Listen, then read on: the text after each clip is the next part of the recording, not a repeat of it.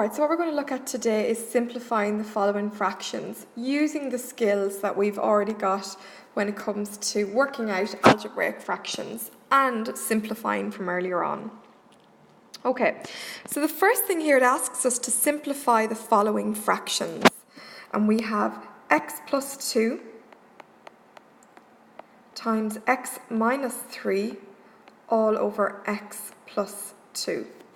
And so what it is here is if I had, say, 5 times 3 all over 5, so bear in mind that this and this are the same as is this and this.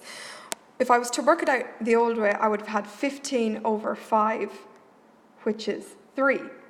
But another way I can do that is if I have the same thing on the top as I have on the bottom, I can actually cancel them.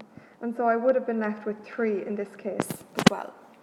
So we can actually apply this to the algebraic fractions. And so what I can do is I can cancel x plus 2 out with x plus 2 on the bottom.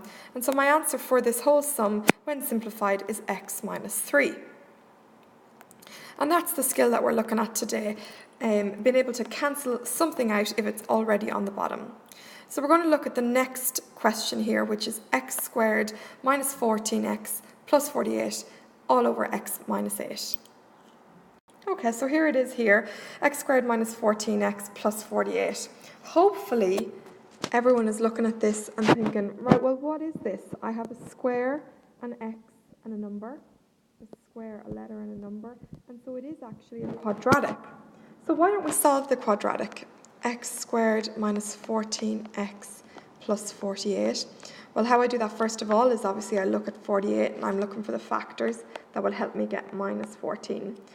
So we've got 12 times 4 is 48. We've also got 6 times 8 is 48. And then that one's going to work straight away, isn't it? Because 6 and 8 will give me 14. So I have my back-to-back brackets. And I have x and 6 and 8. And I need this to be a minus 6x. And I need this one to be a minus 8x. And that will give me minus 14x, which is what I wanted. Okay, so super. So now what I'm going to do, I'm just going to make this a little bit smaller, move it up here. I had x squared minus 14x plus 48 on top. I'm now going to rewrite that as what I have here. And so instead of that, I now have x minus 6 on top times x minus 8 all over. On the bottom, I haven't done anything with the bottom line. I'm going to leave that as it is, x minus 8. And what you'll notice is you can actually cancel these out. And so the answer to that whole sum is x minus 6. A third one here, and again, we're trying to simplify this algebraic fraction, but we're not forgetting all of the work we've done on factorization.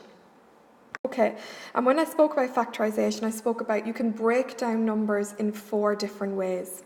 So if we have a look at this top one here, you can see we have a square, a letter, and a number. So this top line here is a quadratic. So I'm going to write top line. And what we're going to do first of all is we're going to sort out the top line. So it's 4a squared minus 2a minus 12. Remember, we can't cancel anything out unless they're the exact same, so we have to fix this up some way. So this is one of the harder quadratics because we have to focus on both factors of 4 and 12. So we have got 12 and 1, we have got 6 and 2, and we have got 3 and 4. And over here we have 4 and 1 and 2 by 2. So again, we use the trial and error method.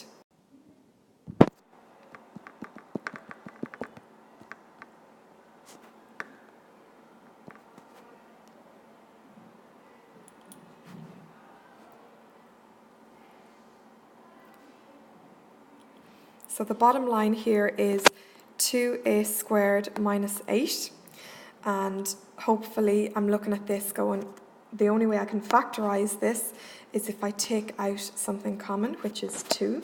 I can take out the 2 and I'm left with a squared minus 4. And hopefully everybody is looking at this and saying, well, I'm actually not finished. What I can do here is I can do the difference of two squares. And so that would be, we'll keep the 2 on the outside, so we'll keep the 2 separate. This would be a squared minus 2 to be squared, and so it would be a plus 2 and a minus 2. So if I was to break this whole thing down, I'm left with this answer here. So now, having worked out or simplified, broken down, factorized, whatever word you want to use, the top line and the bottom line, let's see if there's anything we can get to cancel out. So my top line is now going to be 4a plus 6 all over a minus 2. And my bottom line is 2 times a plus 2 times a minus 2. And what you'll notice here is I can actually cancel out the a minus 2's.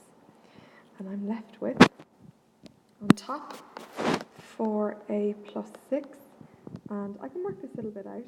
Don't necessarily need to, but why not? 2a plus 4. Now, some people might say, well, you can still divide everything here by 2, and they are completely correct to say that. So I could still divide everything here by 2, and I would get 2a plus 3 all over a plus 2. Okay, so tonight's learning check, I would like you to simplify this into the smallest fraction that you can, the smallest algebraic fraction.